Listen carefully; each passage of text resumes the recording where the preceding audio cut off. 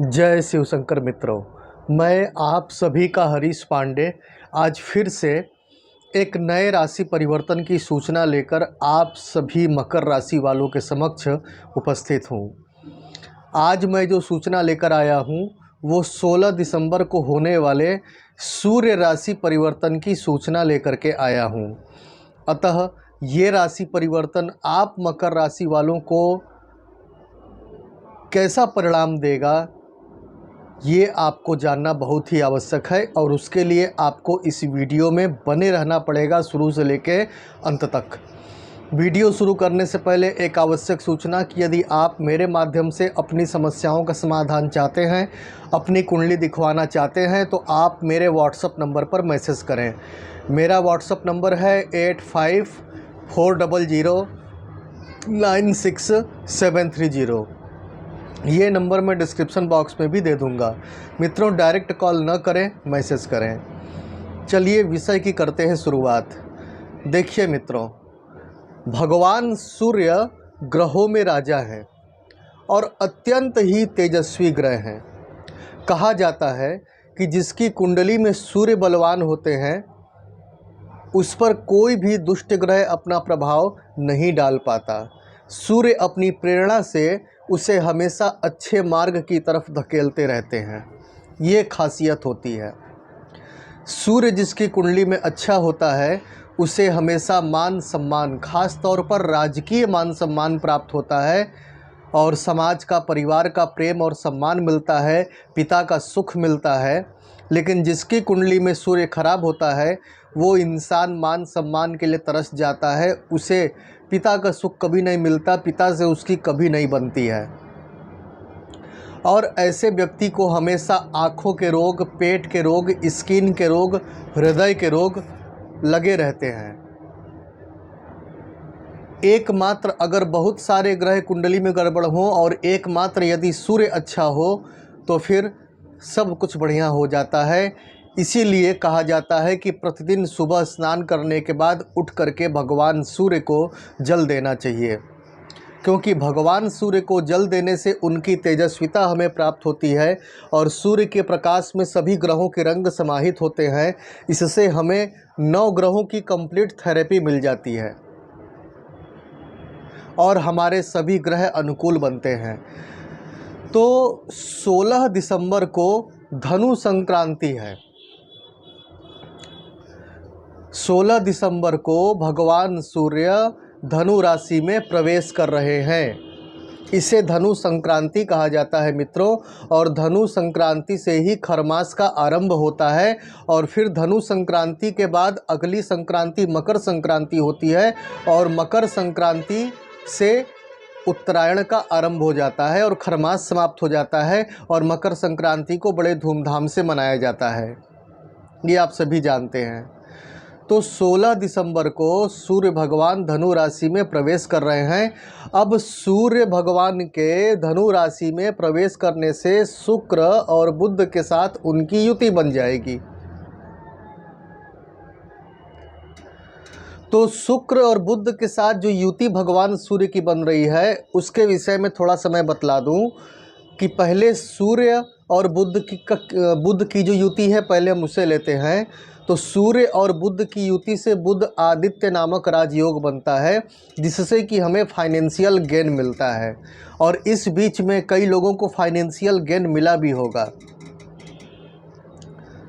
तो सूर्य और बुध की युति तो शुभ होती है, लेकिन सूर्य और शुक्र की युति शुभ नहीं मानी जाती है शास्त्रों में। इसके परिणाम अच्छे नहीं होते हैं,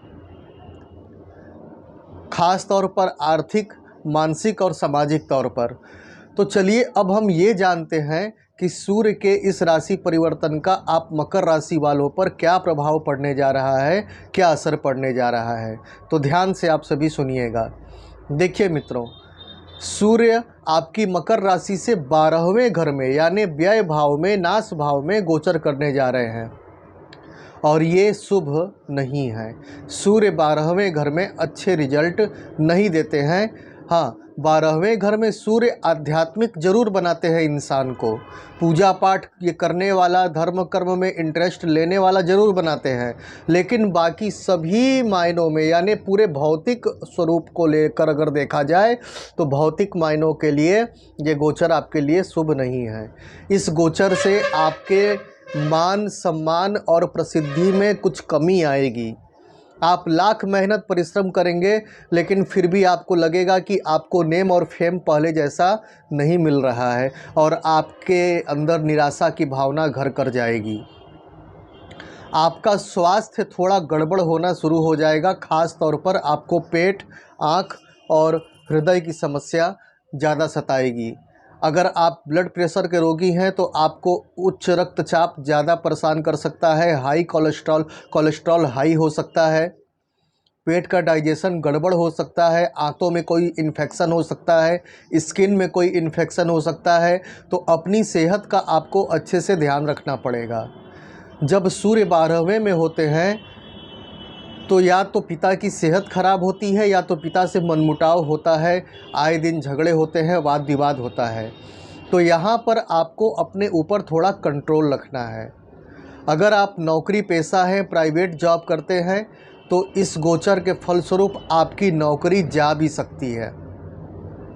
घबराइए मत, मैं अंत में उपाय भी बताऊंगा, ठीक है। तो आपकी नौकरी जा भी सकती है। और यदि आप गवर्नमेंट एम्प्लॉई हैं तो आपको गवर्नमेंट से कुछ न कुछ प्रॉब्लम आ सकती है। अगर आप बिजनेस करते हैं तो आपकी आमदनी घट सकती है, आपकी आमदनी प्रभावित हो सकती है, आपकी आर्थिक स्थिति थोड़ी सी गड़बड़ हो सकती है। हालांकि बुध और सूर्य का जो योग है वो आपको कहीं न कहीं से सपोर्ट करेगा, क्योंकि 12वें घर में सूर्य जा रहे हैं तो 12वें घर में पहले से ही शुक्र और बुध की युति बनी हुई है। अब शुक्र और सूर्य तो अशुभ आपको परिणाम देंगे, लेकिन सूर्य और बुध की जोड़ी भी तो आपको कुछ न कुछ शुभ परिणाम देगी ही। तो कहीं न कहीं से खर्चा काम भर का आता रहेगा और आपका काम चलता रहेगा, ये बिल्कुल तय है। हाँ, जो लोग विदेश जाना चाहते हैं उनके लिए ये गोचर शुभ होने जा रहा है। विदेश जाने के मामले में 12वें घर का सूर्य अच्छा रिजल्ट देता है, अच्छा परिणाम देता है, अच्छा बैकअप देता है। वैवाहिक लोगों के लिए स्थिति शुभ नहीं है। जीवन साथी से बार बार किसी बात पर वाद विवाद हो सकती है, अतः किसी भी बात को तूल देने का प्रयास न करें। भाई बहनों से संबंध थोड़ा सुधरेगा, इस मामले में ये गोचर शुभ है। प्रेमी जोड़ों के लिए भी यह गोचर शुभ नहीं है। कोई बड़ा निर्णय न लें, विवाह शादी का निर्णय अभी न लें और चुपचाप अभी बैठे रहें। इस गोचर के खत्म होने का इंतज़ार करें। यह गोचर फिर ठीक अगले महीने की 16 को खत्म हो जाएगा। तो मित्रों, ये रहा इस गोचर का फल। इस गोचर का परिणाम थोड़ा सा आपको नेगेटिव मिलेगा, लेकिन घबराइए मत। सूर्य और बुध की युति मामला संभाल करके रखेगी। और वैसे भी 7.5 का तीसरा चरण अब निकट है। शनि की तरफ, शनि देव की तरफ से आपको काफ़ी फेवर मिलने जा रहा है। जिनकी भी कुंडली में शनि की स्थिति शुभ है उन्हें शनि देव की तरफ से फेवर मिलेगा। और मैं तो कहता हूँ इस कलिकाल में शनि देव से बड़ा कोई ग्रह है ही नहीं, क्योंकि शनि देव सबसे पावरफुल ग्रह हैं और जब उनकी चलती है तो उनके सामने किसी की नहीं चलती, वो चाहे ग्रहों के राजा सूर्य ही क्यों ना हो। तो मैं आपको भगवान सूर्य की प्रसन्नता हेतु उपाय बता दूं तो सबसे पहला उपाय तो यही होता है कि किसी एस्ट्रोलॉजर से अपनी कुंडली दिखाकर ग्रह की स्थिति जान लें, सूर्य की स्थिति जान लें, शनि की स्थिति जान लें और उस अनुसार उपाय करें। लेकिन फिर भी मैं आपको उपाय बतला देता हूँ। उपाय ये है कि आपको आदित्य हृदय स्तोत्र का पाठ करना है, या फिर दुर्गा माता के श्री चरणों में लाल फूल चढ़ाने हैं प्रतिदिन सुबह स्नान करके, या फिर भगवान सूर्य को 1 लोटा जल लेकर उसमें लाल कुमकुम डाल करके भगवान सूर्य को अर्घ देना है। इनमें से कोई भी एक नियम आप ले लीजिए, आपको इससे लाभ मिलेगा। ठीक है मित्रों, जाते जाते एक बार फिर से कह दूं कि यदि आप मेरे माध्यम से अपनी समस्याओं का समाधान चाहते हैं, अपनी कुंडली दिखवाना चाहते हैं, तो आप मेरे व्हाट्सअप नंबर पर मैसेज करें। मेरा व्हाट्सअप नंबर है 854009 96,730। ये नंबर मैं डिस्क्रिप्शन बॉक्स में भी दे दूँगा। मित्रों डायरेक्ट कॉल मत कीजिएगा, मैसेज कीजिएगा।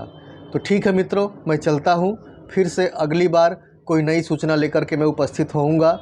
अपने सुझाव कमेंट बॉक्स में ज़रूर दीजिएगा। जय शिव शंकर।